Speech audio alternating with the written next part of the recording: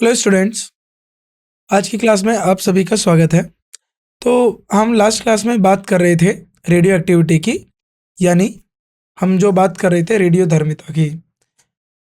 हमने radio activity को समझा कि रेडियो एक्टिविटी क्या होती है, और कोई भी तत्व अगर रेडियो धर्मिता है उसके अंदर, यानी रेडियो एक्टिव है वो, रेडियो धर्मी पदार्थ है कोई, तो उसमें से क्या जो है निकलता है, यानी हमें प्रोडक्ट के तौर पे, या हम बात करें हमें उसमें से किन चीज़ों का हम उसमें से उत्सर्जन देखने को मिलेगा।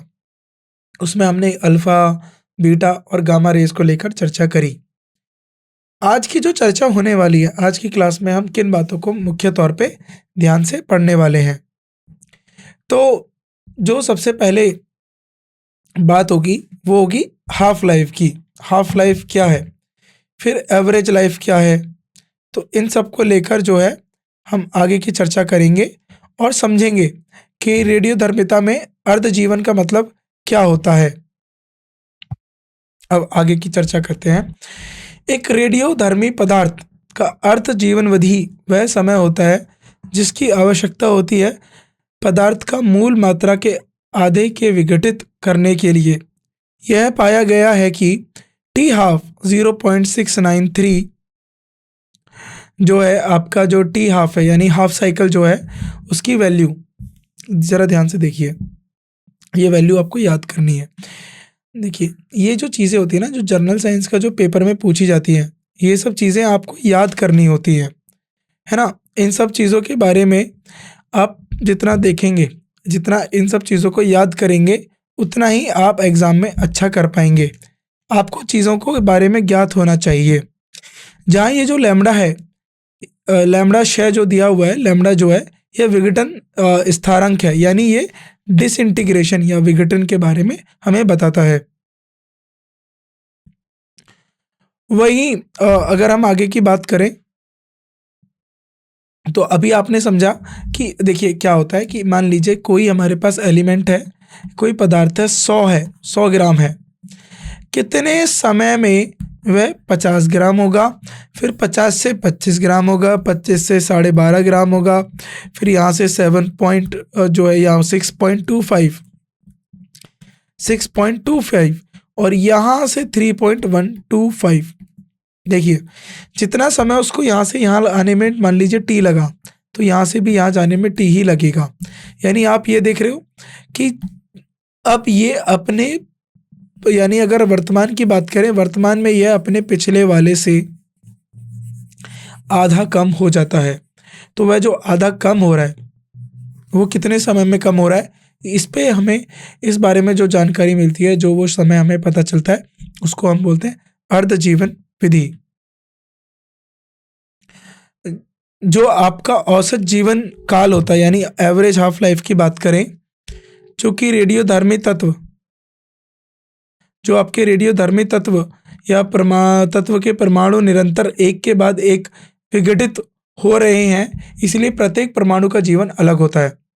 देखिए, अब ये क्या बात हुई, चूंकि एक रेडियोधर्मिक तत्व के परमाणु निरंतर एक के बाद एक विघटित हो रहे हैं। अगर कोई रेडियो एक्टिव एलिमेंट है, उसके जो परमाणु हैं, जो उसके एटम हैं, वो लगातार टूट रहे हैं, तो उसकी वजह से हो क्या रहा है, इसीलिए प्रत्येक परमाणु का जीवन अलग होता है। तो जो हर एक परमाणु है, उसका जो जीवन होगा वह अलग होगा। जो परमाणु पहले विघटित होते हैं, उनका जीवन बहुत छोटा होता है। जो परमाणु पहले विघटित हो जाते हैं, उनका जीवन छोटा होता है। जो अंत में जाके विघटित होते हैं, उनका जीवन लंबा होता है। तो किसी का छोटा, किसी का लंबा, किसी का मध्य में जीवन होता है।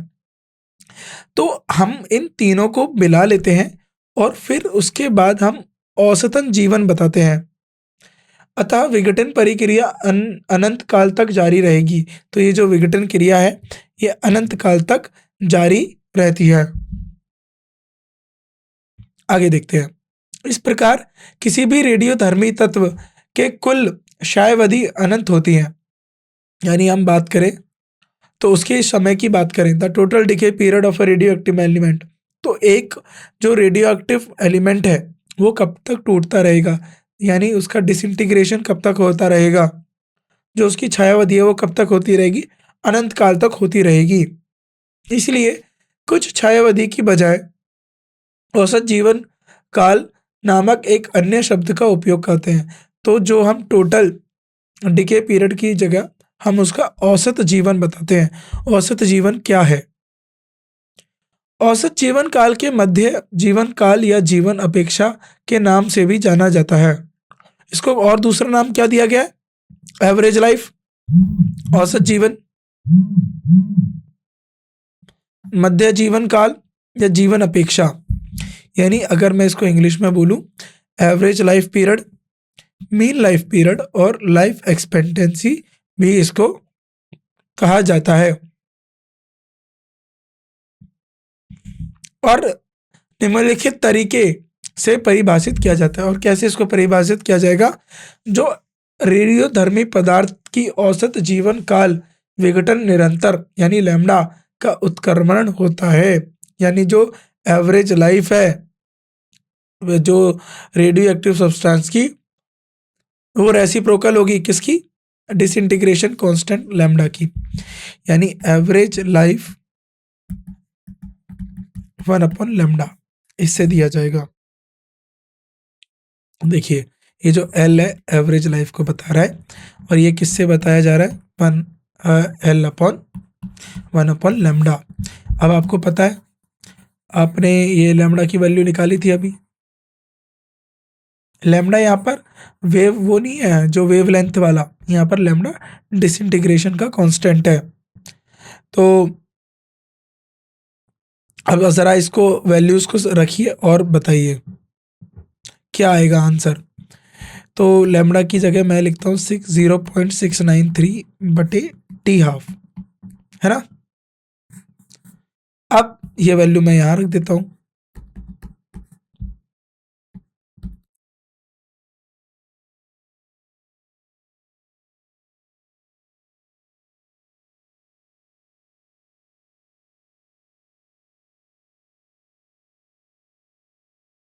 ये इसका आंसर होगा। और जब इसको हम 1 से भाग करेंगे तो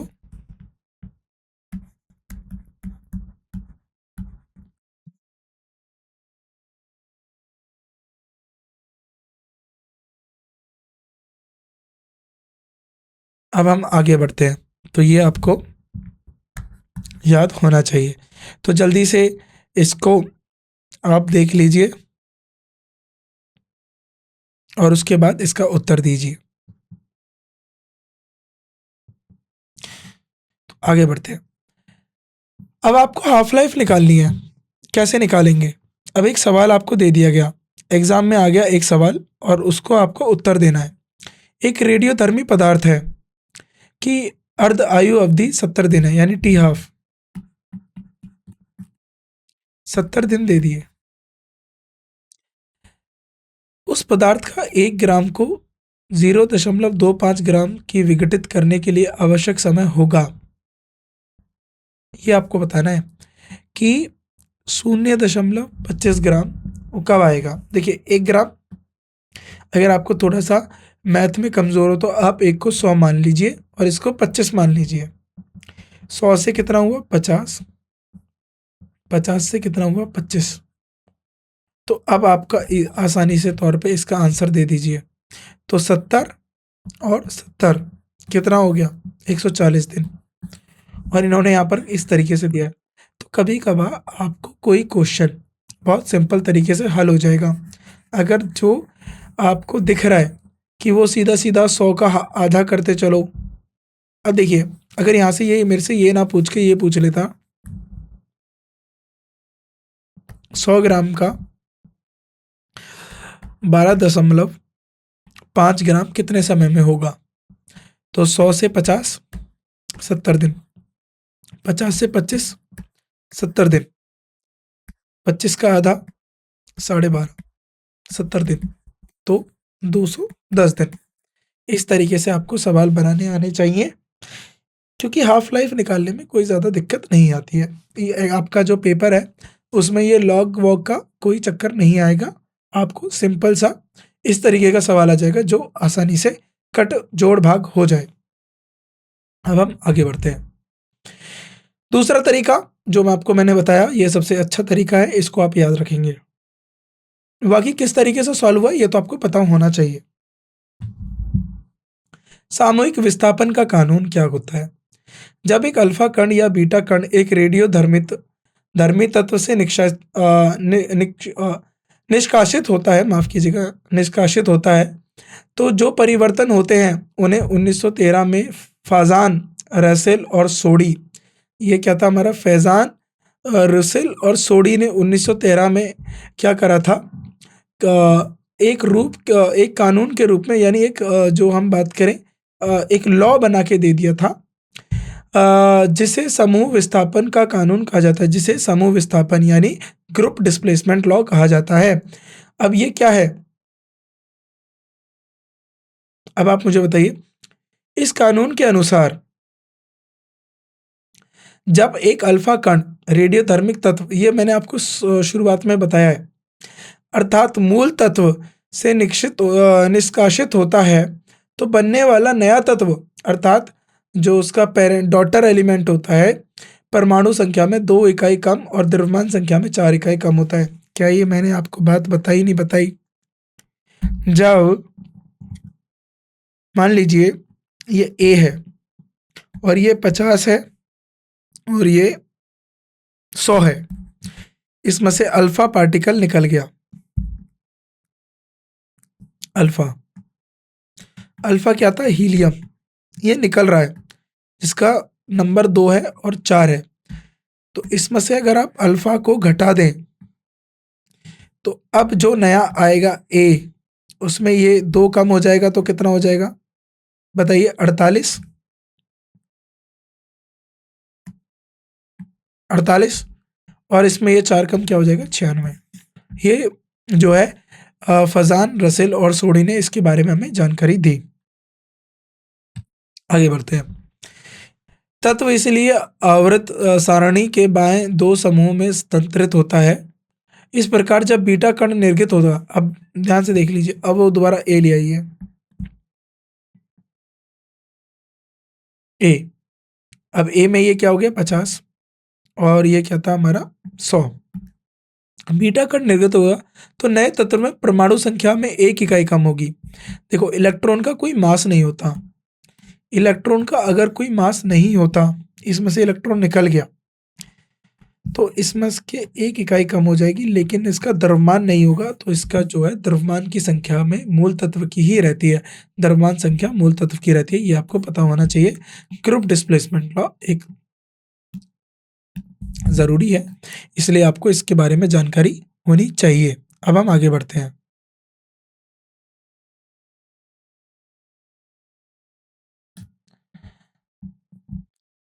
इस परिणाम में पाया गया नया तत्व आवरण सारणी दाएं के एक समूह में स्थानांतरित होता है।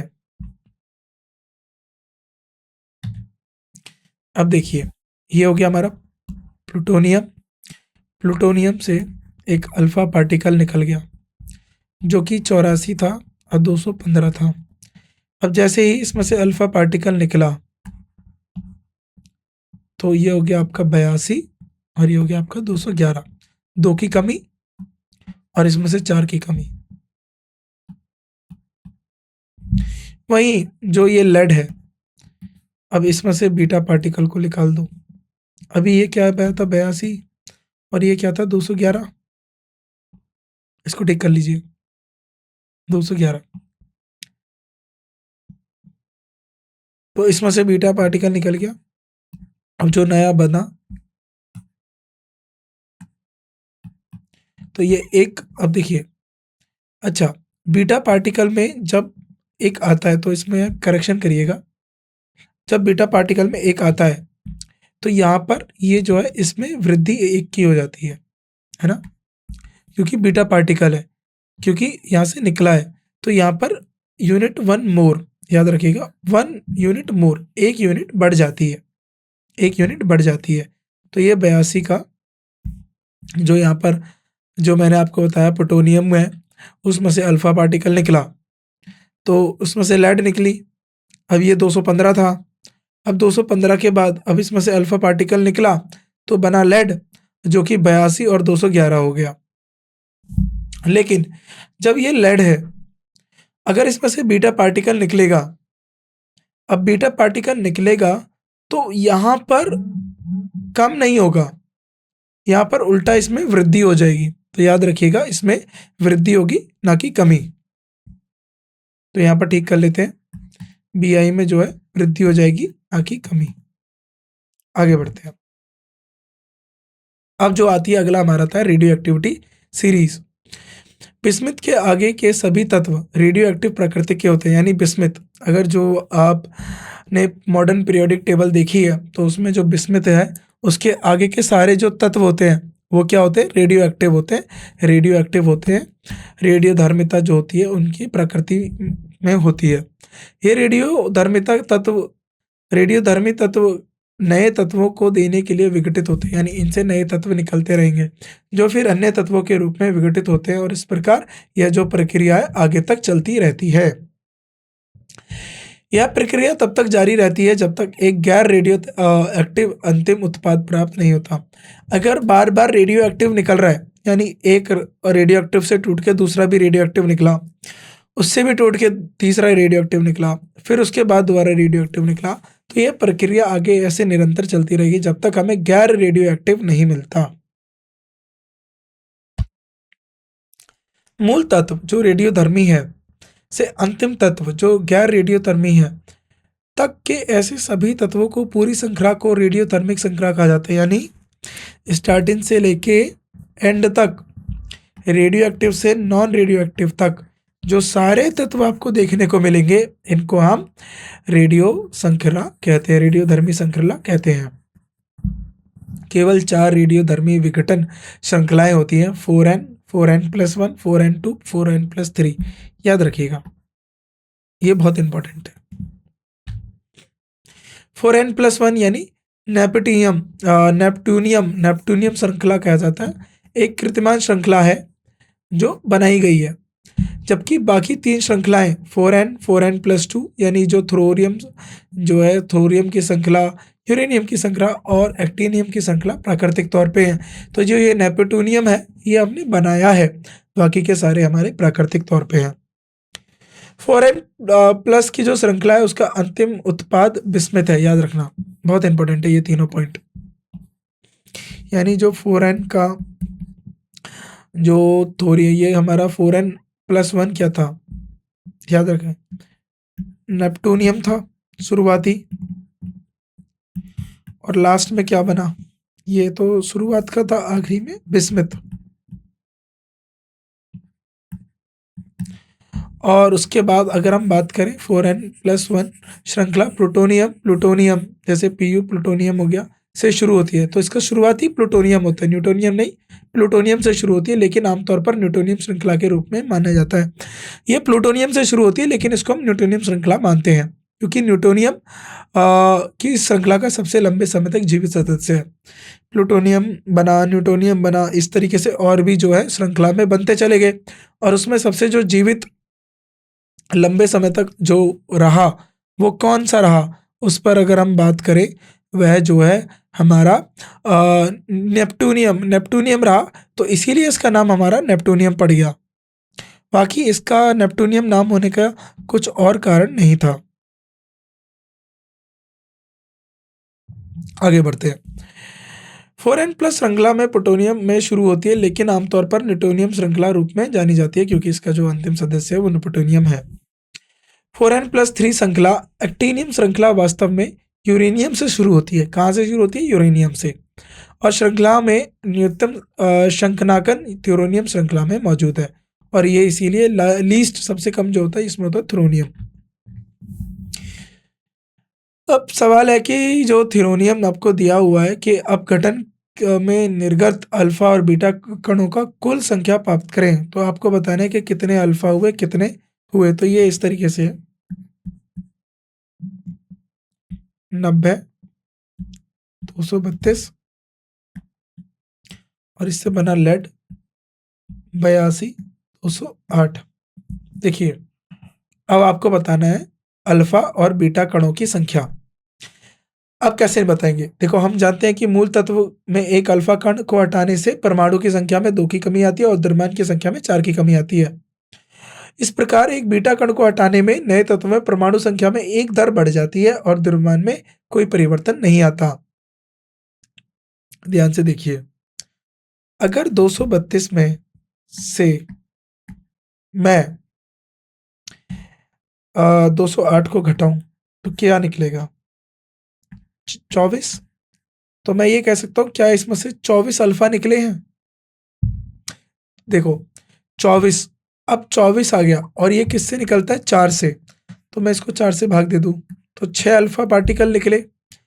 अब 6, अगर 90 में से मैं 6 को हटा दूं, बताइए, या 90 में से मैं 82 भाग करूं तो कितना बना? 90 में से 82 को घटाऊं तो कितने बने? 8। 8 8 को मैं 2 से भाग करूं तो बचे कितने? 4। यहां पर तो 6 अल्फा, यहां पर 4 अल्फा, गड़बड़। देखो, अब बीटा का काम आएगा।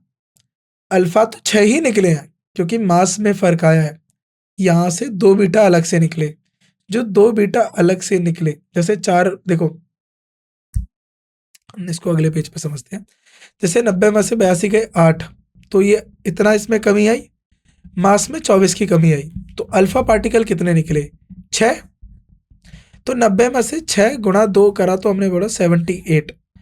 अब अल्फा पार्टिकल कितने थे? 6।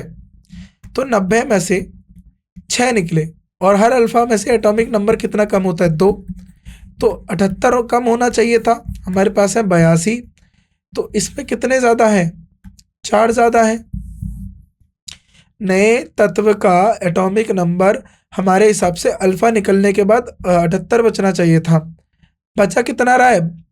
82। तो इसमें से 4 क्या निकले? बीटा निकले। तो इसमें से कितने निकले? 4 बीटा, 4 बीटा।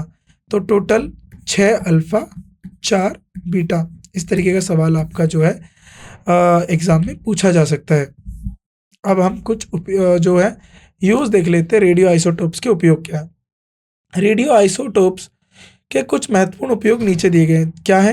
रेडियो आइसोटोप्स के उपयोग के रूप में रेडियोधर्मी जो है ट्रेसर्स, यानी पहला, यदि हम एक रासायनिक या भौतिक परिवर्तन में एक परमाणु जाति के पार्ट का पता लगाएं तो हम गैर रेडियोधर्मी आइसोटोप्स के साथ रेडियोधर्मी आइसोटोप्स की एक छोटी मात्रा मिलती है। यहाँ हम कहते हैं कि रेडियोधर्मी आइसोटोप्स के रेडियोधर्मी ट्रेसेस जो मिलते हैं, यह रेडियोधर्मी संकेत का लेबल तत्व के रूप में कार्य कर रहा है। पेड़ों में प्रकाश संश्लेषण को अध्ययन करने के लिए ऑक्सीजन 18 से युक्त कार्बन डाइऑक्साइड के साथ प्रतिक्रिया करके किया गया है ना। तो उसके लिए भी हम कार्बन डाइ जो ऑक्सीजन 18 को जो है हम यूज करते हैं, ये रेडियोथर्मिक है। आयोडीन को हम ट्यूमर हो गया या गोइटर हो गया, इसके ट्रीटमेंट के लिए ठीक करते हैं। जो रेडियो सोडियम है, अब यहाँ पर ये आइसोटोप्स हैं। जैसे मैंने बोला था ना, हाइड्रोजन का हमारा ड्यूटोरियम होता है, ट्रिटोरियम होता है, जो हमारा प्लूटोरियम होता है, इस तरीके से यहाँ पर इसके जैसे कार्बन का आइसोटोप्स होता है C12, C14, जो डेटिंग के काम या प्राचीन चीज़ों की जो उम्र होती है उसको जानने के लिए प्राप्त होता है। रेडियो सोडियम का उपयोग रक्त संचारण, बहुत ज़रूरी है ये। जहाँ भी आप यूजेस देखो उसको डबल स्टार कर लो, वो एग्जाम में ज़रूर पूछा जाएगा। रेडियो सोडियम का उपयोग रक्त संचारण की सीमित स्थितियों के अध्ययन के लिए किया जाता है, ब्लड सर्कुलेशन के लिए। हृदय की पंपिंग प्रक्रिया के अध्ययन रेडियो सोडियम या रेडियो आयोडीन के उपयोग करके किया गया। रेडियो आइसोटोप के साथ आयोडीन 131I को थायराइड के विकर के रोगी को दिया जाता है। ट्रेसर आयरन का उपयोग गर्भावस्था के विकरों के अध्ययन करने में किया जाता है। जो गर्भावस्था में किसी बच्चे को कोई प्रॉब्लम तो नहीं आ गई है, जो अपनी माता जी के पेट में होता है, गर्भ में होता है, तो वहाँ पर उसको चेक करने के लिए, डायग्नोसिस करने के लिए हम किसका उपयोग करते हैं? हम उसका उपयोग करते हैं ट्रेसर आयरन का।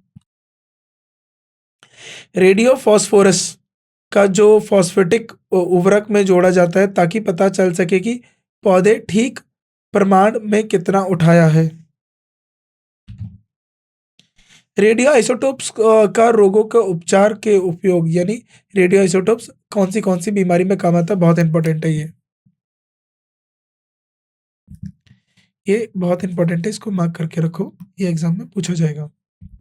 जैसे आयोडीन ट्रेसर हो गया, ये थायराइड ग्लैंड हो गया ना, उसके लिए, थायराइड के लिए जो है उसको ट्रीटमेंट के लिए काम करा जाता है, उपचार में काम करा जाता है। आयरन आयरन का जो ये एनीमिया की जो है एनीमिया का, एनीमिया मतलब होता है आयरन की कमी होना, तो ये खून में कमी, जो खून में आयरन की कमी की दर को हम एनीमिया कहते हैं। तो एनीमिया के बारे में जानकारी कौन देता है? आयरन 59। Y19 संयोजन उत्सर्जन जॉइंट डिफ्यूजन और अर्थराइटिस के उपयोग में लिया जाता है। रेडियम कोबाल्ट जो है आइसोटोप का उपयोग कैंसर कोशिकाओं को नष्ट करने में, आपने देखा होगा जो कैंसर पीड़ित होते हैं उनको रेडियोथेरेपी दी जाती है, तो जो रेडियो कोशिकाएं हैं उनको खत्म करने के लिए कोबाल्ट का इस्तेमाल किया जाता है। कोबाल्ट को हम पुअर मैन्स रेडियम भी कहते हैं। Phosphorus radio isotope leukaemia, leukaemia का मतलब होता है ब्लड कैंसर के उपचार के लिए उपयोग किया जाता है। पृथ्वी की आयु अनुमान यूरेनियम डेटिंग तकनीक द्वारा किया गया है। तो जो पृथ्वी की आयु हमने कैसे पता लगाई? यूरेनियम डेटिंग की तकनीक के द्वारा। लकड़ी के नमूने की उम्र का निर्धारण, अर्थात जैविक पौधे की मृत्यु या बाद बीते समय का कार्बन 14 की मात्रा का अनुपात कार्बन 12 की मात्रा से निर्धारित करने में होता है। यानी किसी भी कण की उम्र का जो हम पता लगाते हैं, जो ऑर्गेनिक है उसको हम कार्बन की तुलना कार्बन डेटिंग करते हैं। दोनों लकड़ी के टुकड़ों में अर्थात ताजगी यानी जीवित टुकड़े और मृत टुकड़ा कब काटा हुआ, इससे हमें कैसे पता चलेगा? रेडियो कार्बन डेटिंग यानी C14 और C12 की मात्रा से। हम जानते हैं वायुमंडलीय कार्बन डाइऑक्साइड और जो रेडियो एक्टिव और नॉन रेडियो एक्टिव के स्थिर अनुपात का मिश्रण होता है, तो दोनों में फिक्स रेशियो होता है, जितना C14O2 होता है उतना C12O2 होता है। पौधे वायुमंडल से कार्बन डाइऑक्साइड को अवशोषित करते हैं और सेलुलोज तैयार करते हैं। जब एक पौधा जीवित है तो पौधे में लकड़ी में C14 से C12 का परमाणुओं का अनुपात वायुमंडल में उसी के समान होता है। देखिए, जब पौधे अपने अंदर कार्बन डाइऑक्साइड को लेते हैं तो उनके अंदर बराबर बराबर जा रहा है, C14 भी जा रहा है, C12 भी जा रहा है। लेकिन जब पौधा कट जाता है तो C12 आना जो है, देखिए, तो C14 से C12 का अनुपात निरंतर कम होने लगता है, क्योंकि पौधों में C14 की मात्रा निरंतर में कमी आ जाती है और C14 की मात्रा से इस कमी के कारण हमें पता चल जाता है कि कितनी कमी आई है और उस कमी से उसमें से कितना जो है बीटा विकिरण का उत्सर्जन हुआ है। वहां से हम इसकी जो है उम्र पता लगा लेते हैं इस तरीके से। C14 से N जो बता ये देखिए ना, ये नाइट्रोजन बन गया ना, यहाँ से एक बढ़ गया बीटा से, तो बीटा पार्टिकल से एटॉमिक नंबर बढ़ जाता है। अब रेडियो आइसोटोप का उद्योग में भूमिगत तेल पाइपों, गैस पाइपलाइनों को पानी की पाइपों के रिसाव से पता लगाने के लिए भी किया जाता है। रेडियोधर्मी आइसोटोप का प्रयोग सामग्री की मोटाई को मापने के लिए, कार के इंजन के अंदर घिसाई या टूट-फूट के परीक्षण के विभिन्न स्नेत्रक प्रभावशीलता के परीक्षणों के लिए किया जाता है। तो ऐसा नहीं है, रेडियो एक्टिविटी जो है, रेडियोधार्मिकता हमारे लिए हानिकारक है, वह हमारे लिए फ़ायदेमंद भी होती है। तो अब हमने इसी के साथ रेडियोधर्मिता को समाप्त कर दिया है। अब मेरी तरफ से जो काम है वो ख़त्म हो चुका है। अब काम आपका है कि आपने जो पढ़ा उसका निरंतर अभ्यास करते रहें। जिन बातों को मैंने बताया कि ये बातें अत्यधिक महत्वपूर्ण हैं, उनको लिखें, उनको अच्छे से पढ़ें और कोशिश करें कि उनको अच्छे से आप जो है याद रख पाएँ, और उसका निरंतर अभ्यास करेंगे तभी आप याद रख पाएँगे। और अपने नोट्स को अच्छे से बनाइए, ताकि जब आपका जो परीक्षा है, तो जब आपकी परीक्षा में कम दिन हो तो आप उनको अच्छे से याद कर पाएँ, रिवाइज़ कर पाएँ और अच्छे से आंसर्स को लिख पाएँ। तो आज की कक्षा में बस इतना ही। बाकी का जो है हम आपको अगली कक्षा में मिलते हैं। अगली कक्षा में आपका स्वागत करेंगे, कुछ नए चैप्टर के साथ, नई बातों के साथ और कुछ नई जानकारी आपको देंगे। तो आज की कक्षा के लिए बस इतना ही। हम आपसे अलविदा चाहते हैं और धन्यवाद हमसे जुड़े रहने के लिए। अगर आपको कोई भी सवाल हमसे पूछना है, तो आप पूछ सकते हैं। धन्यवाद।